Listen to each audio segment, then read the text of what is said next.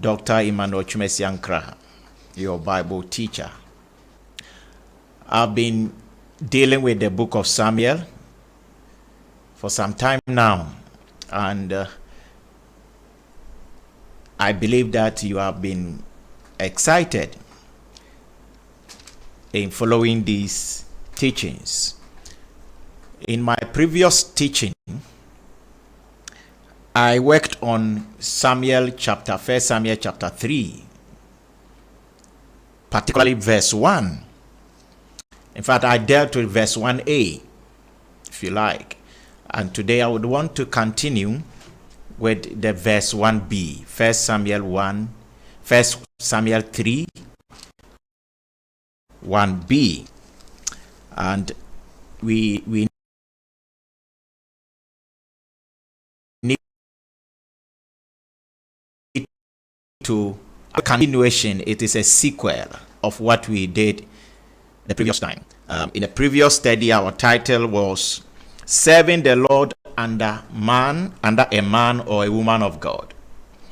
And today I'm continuing with the roles of those serving God under men or women of God. The roles of serving the Lord or serving God and of God. Let us read 1 Samuel chapter 3, verse 1. Now the boy Samuel was ministering to the Lord under Eli. The word of the Lord was rare in those days. Visions were not widespread. That is the text. This one is from Life Application Bible. Let me take it from English Standard Version. In the course of time, I'll be reading other versions for us to listen. From the English Standard Version, it says, Now the boy Samuel was ministering to the Lord in the presence of Eli, and the word of the Lord was rare in those days. There was no frequent vision. So let me stay with these two versions for now, and then in the course of the study, I will bring in other versions that will help us to understand what is going on. Very well. Now, it is important for me to state that there are people doing several things in their bid to serving the Lord, but they are doing that, or they are doing those things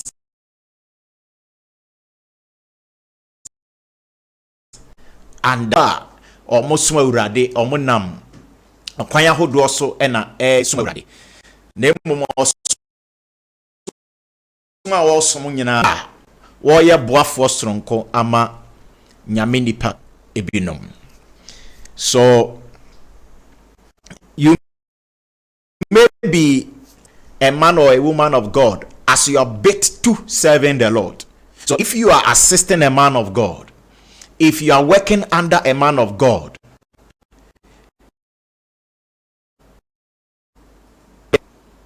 it is a way by which you are serving the Lord. So let's quickly go through some of the areas by which people serve the Lord by assisting men and women of God. You may be assisting a man or a woman of God as an associate pastor, as an elder, as a deacon or a deaconess, as a secretary, as an administrator, as an usher, as a driver, as a sound engineer, as a media person, as a class or a group leader, as a Bible study leader, as a Sunday school leader or teacher,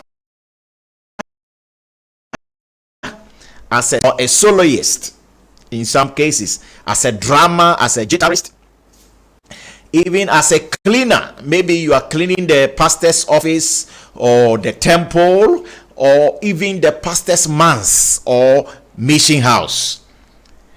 Or you may be a special giver or a sponsor of an aspect of the ministry, i.e., maybe the social media wing of the ministry. You are sponsoring it, or you are sponsoring the children ministry, you are sponsoring the choir or the literature ministry of the church. In that case, we can categorize you under a special giver or a special sponsor, because apart from the general giving of all the congregants, you have chosen to sponsor an aspect of the ministry, which you do it regularly. So all these, if you like, include portfolios or roles that I have mentioned here, are in a way an assistance to the man of God or the woman of that person. He or she is serving the Lord. But what are the roles that one needs to play? The boy Samuel was serving the Lord under Eli. He was serving the Lord through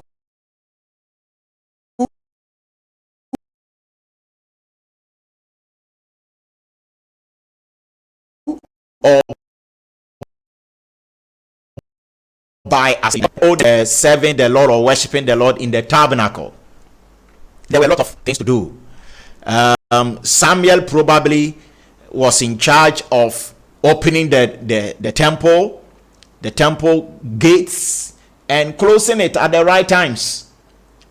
So he knew when the worshippers would begin to appear to come and worship the Lord in the tabernacle. And it was the duty of Samuel to wake up early and then clean up the temple and open the temple gates for worshippers to troop in and start worshiping the Lord.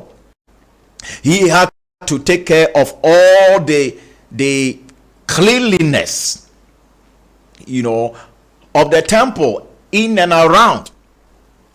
He was supposed to work as a Levite in the temple. He was to make sure that the temple, the curtains are clean, they are washed, dried, and ironed. He was supposed to take care of the flowers, the decorations. The temple linens were so clean and everything was in place, in the right places. This is what the boy Samuel was supposed to do. There was supposed to be the lamp of God, or if you like, lights in and around the temple.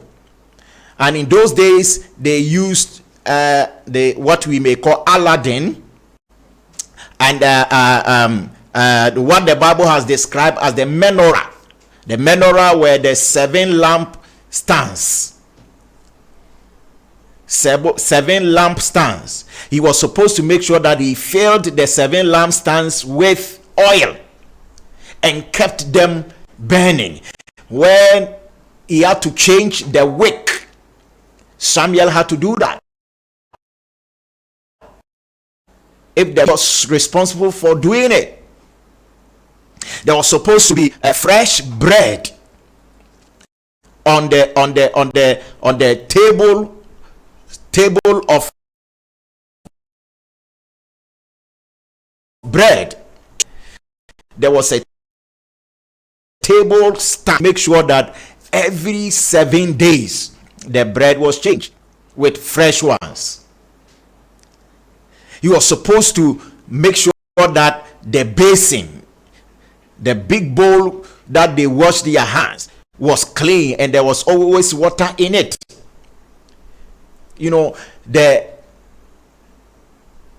If you like, the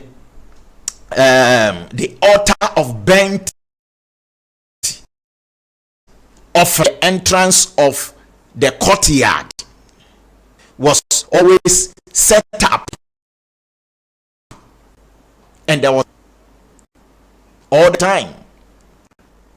So Samuel had to take care of a lot of things aside from the temple duties, which he did it every day on a daily basis. He had to take care of Eli as as we learned the last time in our previous teaching. He was to take care of Hebrew.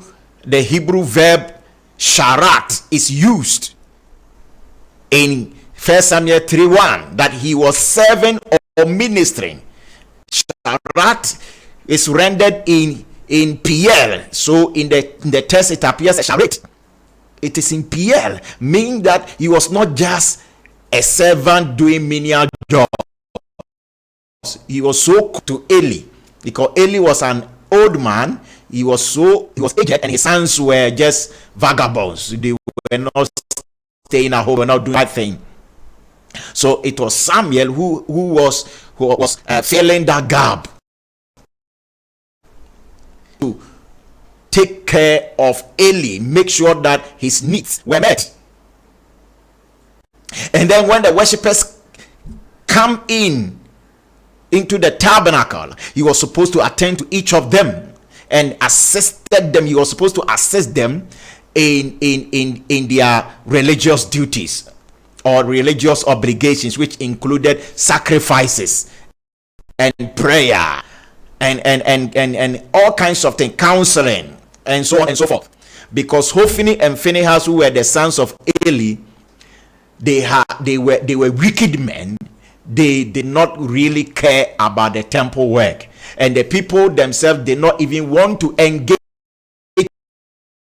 them, because they saw them as wicked people or sinful, who were not worthy. They were unclean, and everybody preferred Samuel to be involved in their religious duties. Samuel could be a very busy boy in the temple. So when you are serving the Lord under a man or a woman of God, what are your rules? From the text, we are deducing that anyone who agrees to assist a man of God needs to focus on his or her job. Yes, focus on what you are called to do, and avoid distractions that may come from the people surrounding the man of God. Every man of God has a lot of people surrounding them. They may be family members, they may be church members, they may be leaders, they may be friends, loved ones. But if you have agreed to serve the Lord under that man of God, be focused. Focus on your job and get the job done. It is easy for you to be distracted by the people who have surrounded the man of God. Sometimes the people who have surrounded that man of God can be very trivial towards you. Some of them may provoke you. Some of them may look down upon you. But you got to be very careful and focus, because you know that you are all that you are doing under that man of God, ultimately you are doing it as your service to the Lord. So don't be distracted and don't be discouraged. You should also desire, in fact it should become your desire, that so long as you are available, that man or that woman of God should not need anything. It should be your desire. He should not need anything. Whilst you are there, he should not need anything, because as we study from Samuel, you are supposed to be the more or less like a special assistant to the man of God. You are his special aid, and you are supposed to surround him. Azar, surround him, that you are in his inner circle. You are so close to him, you are taking care of him. So keep it in your heart. Desire is so much that so long as you are available, that man or woman of God should not need anything. Repeatedly, the text shows that when the Lord called Samuel, Bible said that Samuel was asleep. Both Samuel and Eli, they were asleep.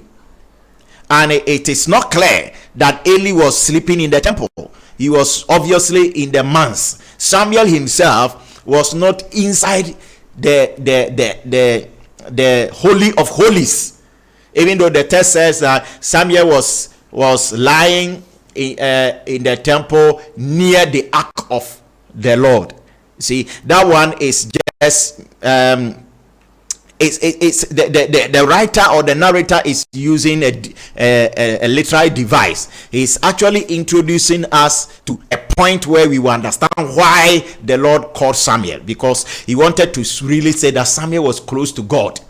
He was actually establishing a contrast between the lifestyle of Samuel Phinehas, who could not hear the voice of God. Samuel was closer to God spiritually, and for that matter, God called him.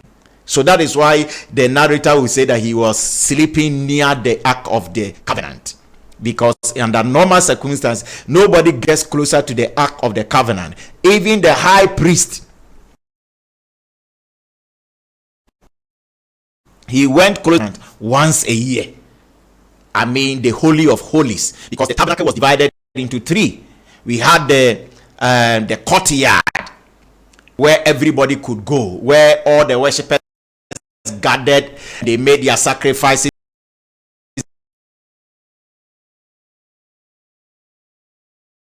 They sang songs. The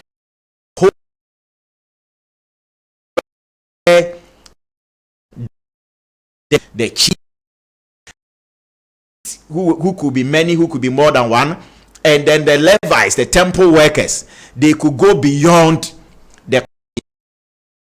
It was inside the holy place where there were two temple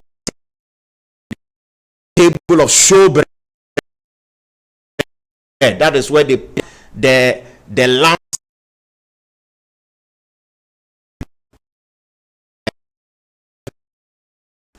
It was the Levites that were supposed to attend to these things. They were supposed to place the bread there, change the bread, make sure that the lamps were burning all the time or were lit all the time. So they went there. But the Holy of Holies, the third chamber, it was only the high priest who could go there. And even the high priest, he went there once a year. So Samuel couldn't have gone to sleep there. No. But it was a way of showing that Samuel was a boy who was closer to God, and therefore God could speak to him. So you see that Samuel was playing a lot of roles. And when the Lord called him, Bible said that he jumped up and ran and went to Eli and said, "Here I am.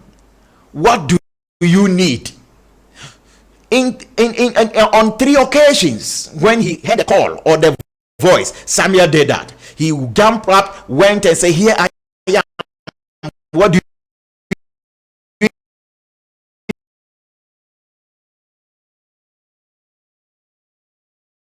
need?" He was around.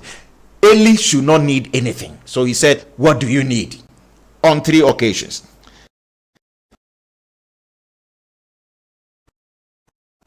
That is why I'm saying the Lord under men and women of God who are assisting men and women of God, so that it will be our form of serving the Lord. We need to keep that on our minds, that so long as we are available, our leaders, our mentors, the men of God, we need anything. Another thing that to learn is that we should not give up in assisting these men and women of God in performing their roles. It is not easy to serve, but you need to keep it on your mind that anyone that has never served before cannot be served. You see, you have to learn how to serve in order to appreciate service. Anyone has never served anybody before, no matter what someone else does, he will not appreciate as a way of service. Because if you have served before, the commitments that people make in serving. And so if someone makes a little commitment in serving you, you appreciate it. Anyone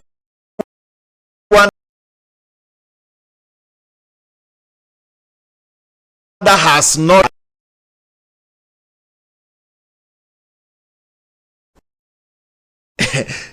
but we don't need to give up in serving, because it is our own opportunity. It is a way of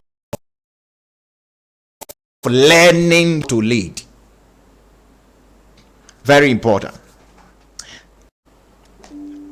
And then lastly, in the rules I am mentioning, wholeheartedly, if you have agreed that you want to assist a man or woman of God in order to serve God, then assist wholeheartedly as unto the Lord.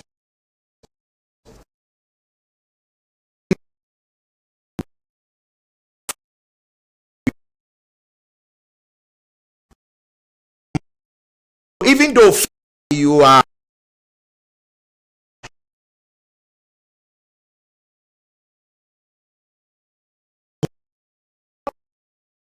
it's unto the Lord, but you can only achieve the service of that man or that woman. This is very instructive. Your attainment of serving the Lord, which is your ultimate role or desire, is hinged on or dependent on under that man or that woman of God, and how you do it under that man or that woman of God. So these are very, very important things that we need to take note. Let me probably share few other things with you. I am part of it. We have all been serving, and we keep on serving. We have served several men and women before. That this is not an appropriate time to share, several men and women before, and we even keep on serving, because it is a privilege to serve the Lord under senior men and women of God. So let me wholeheartedly share a few with those of us who are currently serving the Lord under some men and women of God. Some other things we can learn so that our service will be appreciated, and then it will bring blessings. It will bring blessings. You see, if you are serving a man or a woman of God, one other thing you need to take note is that you must value character. Value character and bring on the table character. Make sure that your character is on point. Every good man or woman of God does not want to, his character, his ministry, his or her ministry to be soiled by misbehavior and misconduct. So you must value character. Yeah, value character. Very, very important. And you must also do your best to heal more. Heal more. Yeah. There are many people who will come around the man of God, and they may be disgruntled. They may be unhappy about one thing or the other. When you get to know it as his assistant, or as a singer, as his usher, as his elder, as a leader, as a deacon, whatever, when you get to know that some people are unhappy about that man or that woman of God, your role is to heal them. You don't need to pour salt into the injuries that the people are already suffering. No. See, heal more. This is what we call wisdom. You must use wisdom to heal them. Don't aggravate or escalate the problem and say, oh, as for that man of God, that's how he is. As for Papa, that's how he is. As for Mama, that's how she is. No, heal more. Your hand must heal more than hurting. You see, you must do everything possible not to become the reason for the reason why people are unhappy in the ministry. Sometimes the man of God or the woman of God may not even be aware, but people that are assisting him or her are creating more problems for him. They are hurting the congregants, the church members. They are hurting them. They are taking loans, money, without paying. They are like Gehazi, who will go around the man of God, at the blind side of the man of God, and use the name of the man of God to demand for peps and tips and money and gifts. No. If you are serving the Lord through a man of God or under a man of God, be very careful about that. Be very, very, very careful about that. That you are not the source of unhappiness in the ministry, but your role is to heal more. This is very, very important to me. Heal more than hurting people. Don't hurt people. Heal more. And then take risk where necessary. Yeah, take risk where necessary, where you have to cover up something.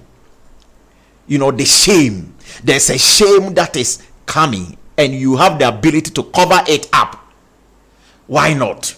That is why you are an assistant. That is why you are part of the team. I'm not talking about sin per se, but I'm talking about the likelihood for an embarrassment, and you have ability to cover it up or to stop it. Why not? Rise up to the occasion and stop it. This is very critical, because that is why you are there. You are there to provide that for that man of God or that woman of God, where he cannot go, what he cannot do, what may elude him. You take care of it. You take care of it. Very, very important. Yeah. Maybe let me share one or two more here. A minute. Yes, I wrote something here for you. And then have good communication skills. You should speak well. Don't speak anyhow when you are serving the Lord under a man of God. Speak well. Have a good communication skills. It's important. Yeah. You don't speak anyhow to the man of God or the woman of God or the people around him. All right? And then take this too from me. Don't get promoted to your level of incompetence. Yes, this is key. Write it down. Don't get promoted to your level of incompetence. This is the mistake many of us make. Now, when you are serving the man of God or the woman of God, you want to get promoted quickly. You see, you are not the senior pastor, but you want to carry yourself as the senior pastor. You are not yet a prophet. You are not yet an apostle. You are not yet a bishop. You are not yet an evangelist or a teacher or that or that or that. But you want to carry yourself like that. You go about pretending to be so. You are under training, but you go about pretending to be someone who has completed his training. If you do that, what you are doing is that you are getting promoted to your level of incompetence, and it will bring you down. You see, what you are not capable of doing, don't allow people to push you to that level where you are thought of having the technical know-how, you'll be disgraced, you'll be embarrassed. Continue to be what you are. You actually are. Be genuine. Don't be fake. Don't be pretentious. Don't answer a call. You see, someone is trying to reach out to the man of God, and then you pick the call and say, I am the one. Speak to me. What is wrong with you? No. If you do that, you are getting promoted to your level of incompetence. Like Gehazi. And it will disgrace you. It will bring you down. Your disgrace is near. Don't get promoted to your level of incompetence. This is very, very serious for anyone listening to me who is serving the Lord under any man of God. So, beloved, I have shared these golden nuggets with all of us serving the Lord under one man of God or the other. And I believe that it will go a long way to help us to serve well. Go a long way to help us to serve well. So I will end here for this session, and I will come your way with another session. God bless you, and see you in our next episode. If you have not subscribed to this channel, I encourage you to subscribe quickly, and then share the videos with others. Encourage others to subscribe, because I have a lot of teachings, biblical teachings and other forms of teachings. If you look at, behind me, what the package I have for you, they are all inscribed here, as well as on the page. So I encourage everybody to subscribe, and then comment. If you have some questions for us, please put it on the comment section. If you have any topic or theme that you desire that we touch on, please put it on the comment section. I'll prepare and come and teach it. May the Lord bless you and keep you, and have a glorious service of the Lord. Thank you very much.